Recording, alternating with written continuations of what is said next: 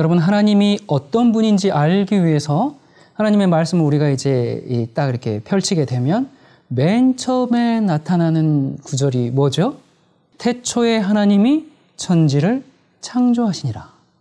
여러분, 이 구절은 하나님에 대한 어떤 설명이나 묘사라기보다는 그냥 하나님에 대한 하나의 선포입니다. 성경은 하나님은 이러이러한 분이다 그렇게 장황하게 설명을 하는 대신에 아예 그냥 태초에 하나님께서 천지를 창조하셨다 이런 선포로 시작합니다. 성경에 나타난 가장 간결하면서도 심오한 이 구절은 정말 기독교 신앙에 있어서 가장 중요한 기초가 됩니다. 그러니까 하나님에 대해 알기 위해서 우리가 가장 기본적으로 알아야 할 것은 바로 그분이 태초에 천지를 창조하신 하나님이라는 사실입니다. 태초에 하나님께서 창조하셨다. 이 사실은 우리에게 최소한 두 가지의 아주 중대한 의미를 던져줍니다. 즉 이것은 하나님께서 무로부터 만물을 있게 하신 전능하신 창조주란 의미이고요. 또한 그분이 오늘도 그러한 창조의 능력으로 나를 여전히 돌보신다는 뜻입니다. 그러니까 이 첫 번째 하나님께서 무로부터 천지를 창조하셨다. 이 사실은 하나님이 무슨 일이든지 하실 수 있는 그런 전능자라는 것을 보여줍니다. 여러분, 이것은 세상과 물질이 어떻게 그 존재를 시작하게 되었는지에 대한 그 설명을 제공하기도 합니다. 이 현대과학도 이 어떤 물질이든지 과거 어느 시점에 존재하기를 시작했던 것으로 그렇게 믿습니다. 그러니까 이 말은 우주가 저절로 생겨난 시점이 있거나 아니면 이 성경이 말하는 것처럼 전능하신 창조주에 의해서 만들어졌다 그 말입니다. 그냥 영원 전부터 있던 게 아니라 과학자들도 언젠가는 시작이 있었다라고 그렇게 얘기를 하는 것이죠. 여러분, 하나님의 창조를 말할 때 항상 사용되는 히브리어 동사가 있는데 그것은 바라라는 이 단어입니다. 이 바라는 무로부터의 창조를 뜻합니다. 여러분, 사람은 재료 없이는 어떤 것도 만들 수가 없습니다. 아무리 탁월한 과학자도 또 최고의 요리사도 또 위대한 예술가도 뭐 재료 없이는 아무것도 만들 수가 없습니다. 그런데 하나님은 아무것도 없는 데서 모든 것을 만드신 진정한 창조주이십니다. 과학이 아무리 발달해도 인간은 창조의 능력을 행사할 수가 없는데 왜요? 이것은 이 진정한 창조는 오직 전능하신 하나님께만 속한 능력이기 때문에 그렇습니다. 뭐 요즘에 생명공학 계속 발달해가지고 과학자들이 생명체를 복제하고 어쩌고 뭐 할 수 있을진다 할지라도 여전히 그 생명체를 만들어내는 일은 못합니다. 그것은 신의 영역에 속한 것이기 때문에 그렇죠. 자, 전능하신 이 창조의 하나님, 이 바라의 하나님은 나 여호와가 말하노라. 나는 만물을 지은 여호와라. 여러분, 우리가 일단 창세기 1장 1절에 그 전능하신 창조주 하나님을 인정하고 나면 그 다음부터는 성경에서 믿지 못할 것은 아무것도 없습니다.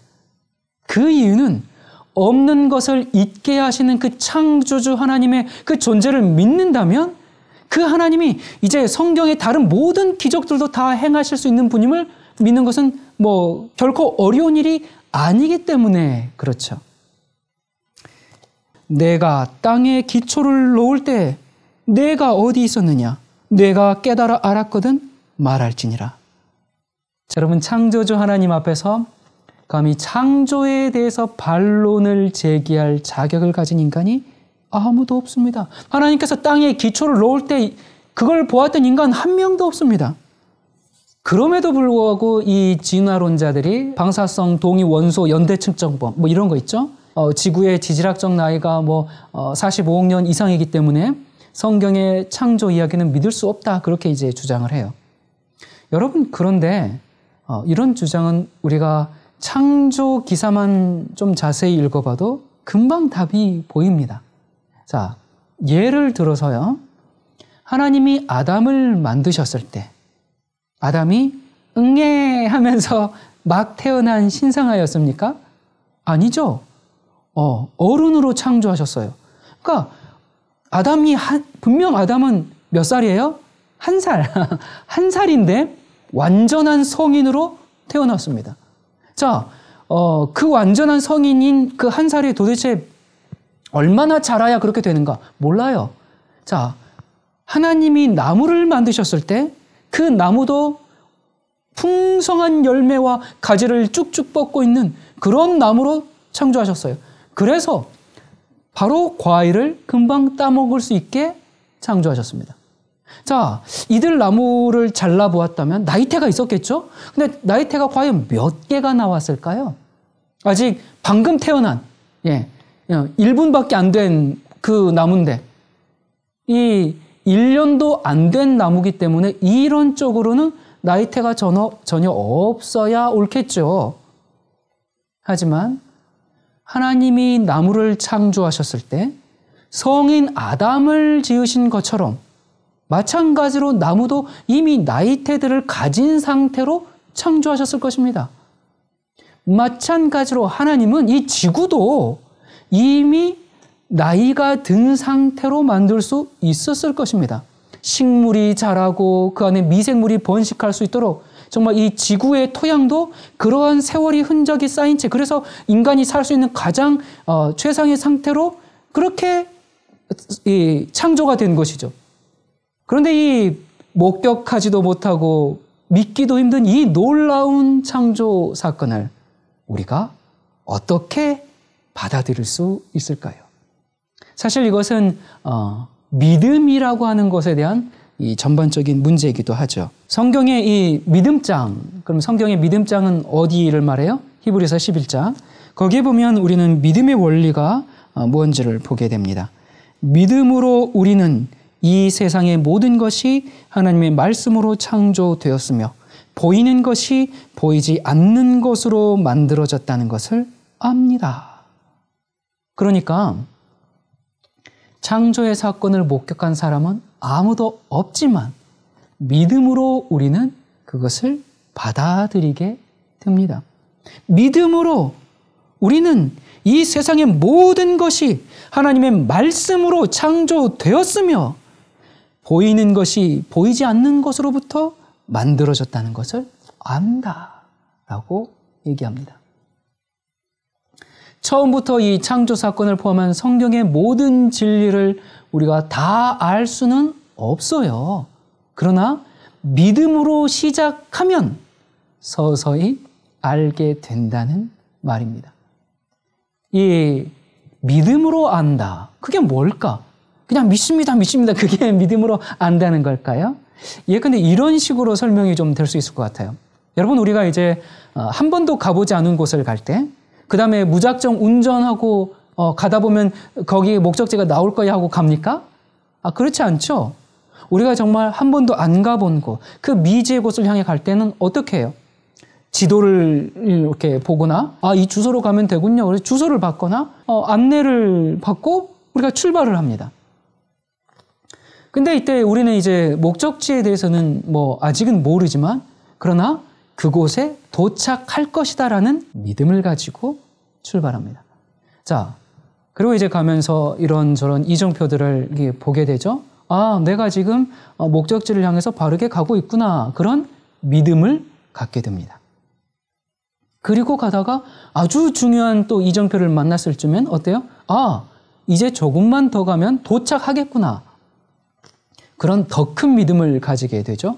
그리고 이제 도착 직전에 결정적인 이정표를 보게 된다면 정말 이젠 거의 다 왔구나 하는 흔들림 없는 확신을 갖게 되는 것입니다. 그리고 이제 도착하기 직전에 마지막 순간에 일어서는 우리가 이제 드디어 다 왔구나 하면서 이제 이런 확신을 갖고 내리는 거예요. 그 차를 주차하고 내리면서 여기가 지금 맞나? 그렇지 않잖아요. 이렇게 그 확신을 갖고 이제 내릴 때 누구도 그 확신을 흔들지 못할 겁니다. 그 이유는 왜 확신을 이 사람이 갖게 되었어요? 중간중간에 만난 그 이정표들이 믿음을 더욱 확고하게 만드는 증거들이 되었기 때문에 그렇습니다. 여러분, 우리가 이 창조주 하나님을 향한 믿음의 여정도 이거랑 비슷해요. 처음엔 정말 믿음으로 이렇게 시작하지만 가다 보면 믿음의 증거들을 찾게 되고요. 그 증거들은 점점 더 분명한 것이어서 나중에는 도무지 흔들리지 않는 그 확신의 단계에 들어가게 됩니다. 여기서 중요한 것은 이런 믿음의 출발을 일단 해보는 겁니다. 이런 출발이 없으면 어느 누구도 결코 목적지에 도착할 수가 없습니다. 하지만 우리가 일단 믿음을 가지고 출발을 해보면 가다 보면 더욱 분명한 믿음의 이유를 찾게 되고 더욱 확신하게 됩니다. 이것이 바로 믿음으로 믿음에 이르는 그런 원리인 거죠. 여러분, 내가 하나님을 믿어야 할까 말아야 할까 그렇게 고민하는 분들 계십니까? 여러분, 뭘 그렇게 고민하십니까? 일단 믿음의 발걸음을 출발을 한번 시작해 보시기 바랍니다. 그렇다면 정말 의심할 수 없는, 부인할 수 없는 믿음의 증거들이 우리에게 몰려오기 시작할 것입니다. 자, 두 번째, 전능하신 창조주가 존재한다는 그 사실은 그분이 오늘도 여전히 그런 창조의 능력을 행사하고 계신다. 그걸 말합니다. 다시 말해서 천지창조는 과거의 이례적인 그런 역사전 사건으로 끝나는 것이 아니다 그 말입니다. 하나님은 하늘과 땅은 물론이고요. 우리를 포함해서 정말 그 속에 있는 모든 것들을 다 창조하셨고, 그리고 창조하시고 그냥 나는 몰라라고 이제 니네들이 알아서 살아가 아니라 창조하신 다음에 그 창조가 계속 유지되도록 붙들고 여전히 역사하고 계십니다. 그러니까 하나님은 모든 존재하는 것들을 유지하시고 지금도 모든 생명체에게 생명을 공급하시는 생명의 근원이 되신다 그 말입니다. 그래서 창조는 과거의 한 번의 사건이 아니라 여전히 이 생명이 존재하는 한 끊임없이 창조가 같이 진행되고 있는 것이죠. 여러분, 제가 얼마 전에 말씀드렸듯이 오직 하나님만이 스스로 계신 분이시고 다른 모든 존재는 그분에게 전부 의존하고 있습니다. 자, 예를 들어서요. 우리의 눈에 보이는 그 비치는 달 있죠. 자, 달을 보니까 달이 스스로 밤에 보니까 반짝반짝 빛이 나요. 이게 우리 눈에 비치는 달은 마치 스스로 빛을 내는 것처럼 그렇게 보여요. 하지만 달은 스스로 빛을 내지 못하죠. 그냥 태양에서 오는 빛을 받아가지고 전달할 뿐이죠. 인간의 생명도 마찬가지입니다. 우리 스스로에게는 생명이 없습니다. 우리는 스스로 있는 자가 아니고 스스로 계신 분에게 끊임없이 의존해야 하는 의존적인 존재입니다. 우리 안에 생명이 있어가지고 살아 숨쉬고 존재하는 것이 아니라 스스로 계신 여호와 하나님께서 정말 우리에게 생명과 호흡을 주셨기 때문에 우리가 살고 있고, 인간은 하나님께서 주시는 이 호흡 없이는 단 한순간도 생명을 유지할 수 없는 하나님 의존적인 존재다 그 말입니다. 따라서 하나님께서 주신 이 호흡이 끊어지는 순간, 하나님이 이 호흡을 가지고 가시는 그 순간 우리는 창조 전의 상태, 흙의 상태로 돌아가는 겁니다. 아담도 흙으로, 호흡이 끊어져서 흙으로 돌아갔고, 우리도 하나님의 이 공급해 주시는 호흡이 끊어지면 흙으로 돌아가는 겁니다. 믿음이라는 것은 우리가 그러한 피조물이다라는 사실을 받아들이고, 그리고 만물의 보존자이시고 주관자가 되시는 그 하나님의 뜻을 우리가 구하고 따르는 것입니다. 하나님은 우리의 머리카락 숫자까지 일일이 세고 계실 정도로 세심하게 사람들을 돌보고 계십니다. 여러분, 그리스도인들이 매일의 삶 속에서 창조주 하나님을 신뢰하고 산다. 여러분, 우리가 이 자전거를 처음 배울 때의 경험과 좀 비슷합니다. 여러분들도 다 이제 이 처음 탈 때 어때요? 균형 잡기가 어렵죠? 막 그러지 않습니까? 그래서 넘어질까봐 무서워서 이 처음엔 혼자 탈 수가 없어요. 하지만 일단 이 자전거 타는 것이 몸에 익숙해지면 아무 두려움 없이 정말 이 쌩쌩 달릴 수 있게 되죠. 저희 아이가 어렸을 때 이제 내년에 20살이 되니까 한 10몇 년 전의 일이죠. 드디어 이제 두발 자전거를 배우는 날이었습니다. 처음에는 이제 보조바퀴가 달린 자전거를 타다가 이제 그 두발 자전거를 타야 한다는 그 두려움이 있었기 때문에 제가 뒤에서 자전거를 이제 꽉 붙잡고 함께 달렸어요.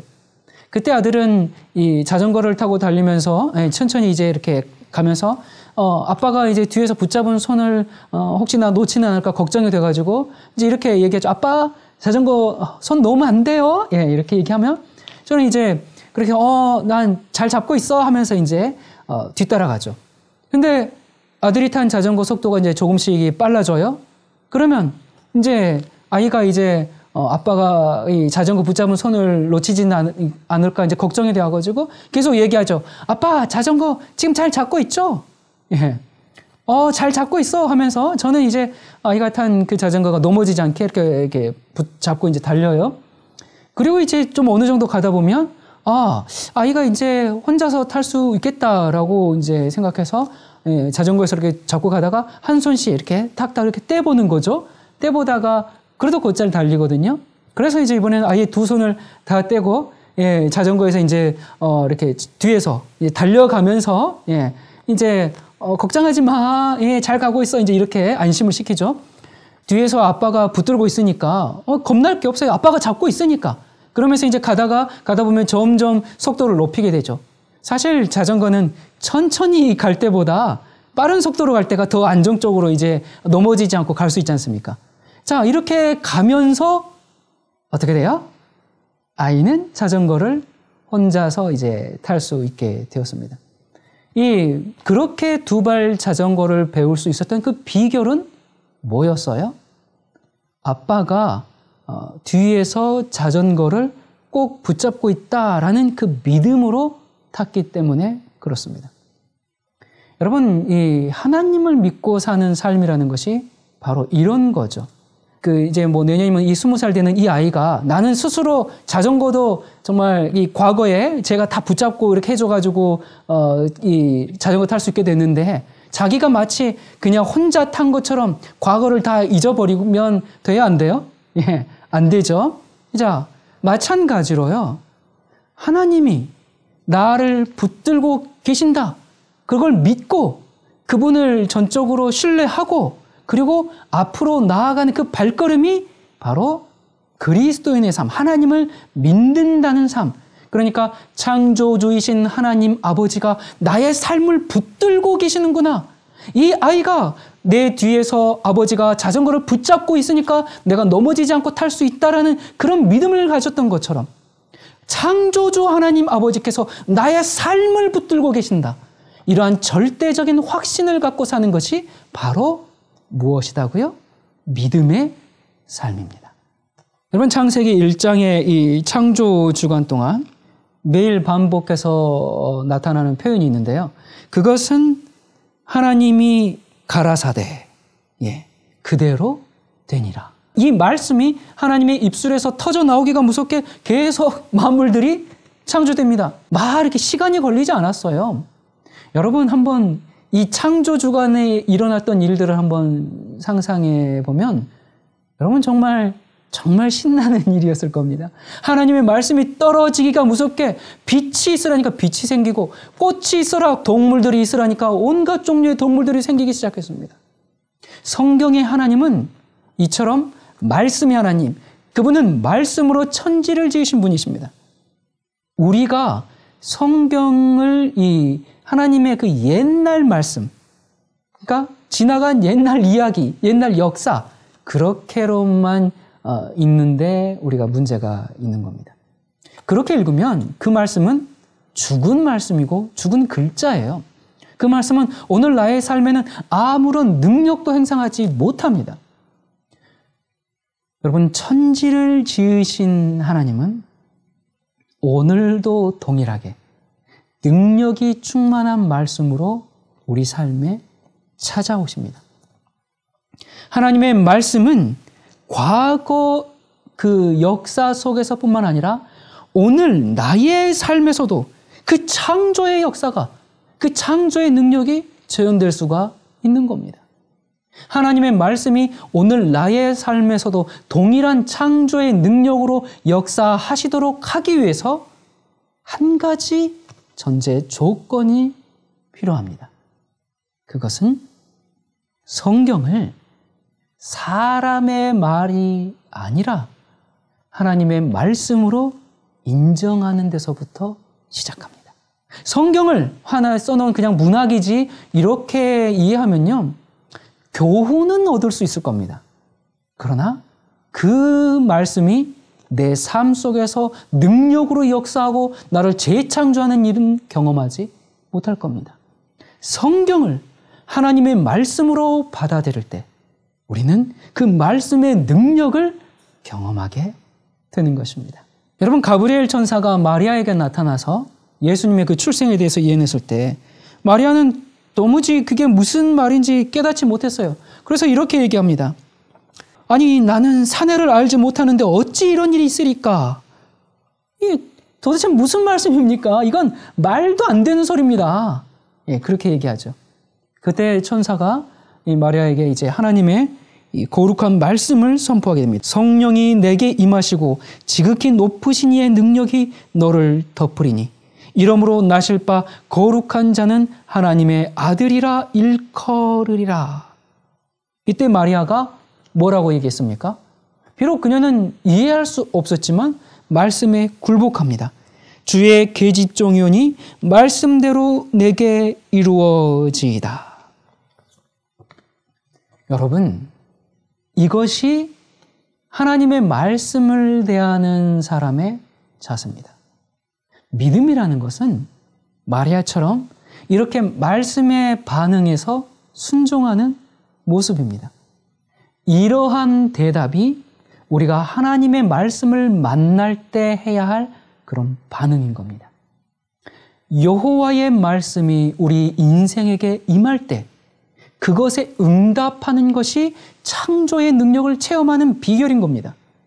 그러므로 이 믿음을 가진 사람은 하나님의 말씀에 반응해서 순종하는 사람입니다.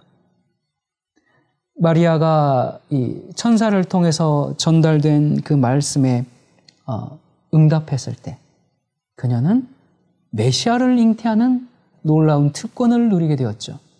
이렇게 말씀에 순종해서 굴복할 때 우리는 오늘도 이 시간에도 말씀의 그 창조적인 능력을 체험할 수가 있습니다.